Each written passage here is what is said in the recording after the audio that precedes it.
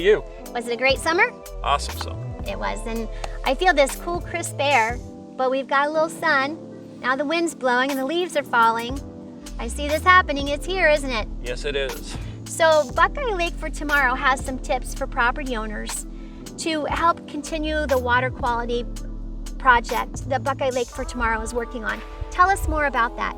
We're trying to encourage all the homeowners around the lake and the people that work for them to please don't dump your material into the lake. The leaves are falling, some of them are going to go in the lake, but please don't blow or rake yours into the lake. All it does is fill in our lake. It's bad for water quality. It actually decreases the amount of water in our lake because it does just fill in. Absolutely, the best way to handle it is to mulch stuff into your yard so that you have fertilizer in the ground for your trees and your lawn for next year. And if you can't do that, it's a good idea to set up a pile and, recycle the material or throw it away if you have to. If you would go underneath a tree that is along the side of the lake here and with a shovel and start digging, you'd find the leaves from the last 20 years just filling in our lake. So don't dump your material in the lake. That's what we're asking. So even when you're doing yard work and you start to work in the beds, there's steps that can help Buckeye Lake for Tomorrow continue to improve the water quality. What exactly is that?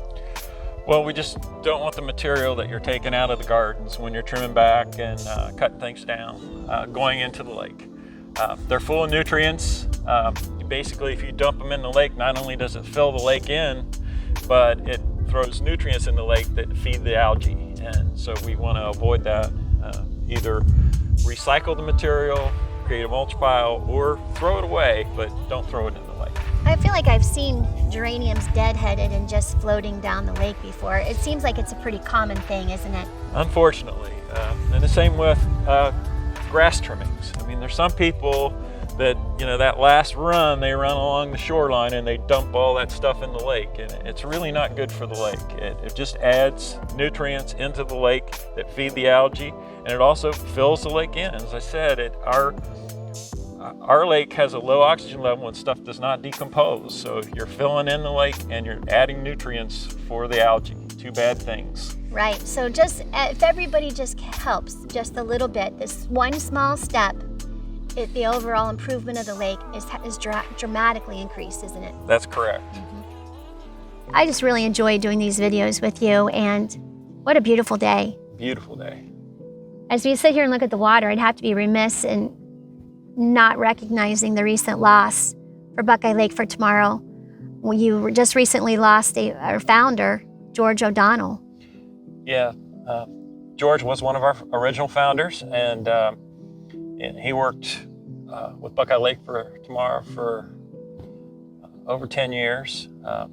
He worked with us for a long time at the beginning, and he took a few years off, but he came back the last couple years stronger than ever. He was a director in good standing with Buckeye Lake for Tomorrow. He helped kick off our aeration project. He donated the funds actually to put the first aerator in down at the yacht club and kick the program off.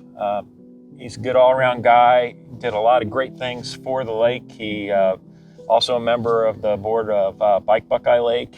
And we're really gonna miss him. We're gonna miss his energy and his connections. He was just a guy that really cared about the community, and we're proud to have been able to call him one of our own. Yeah.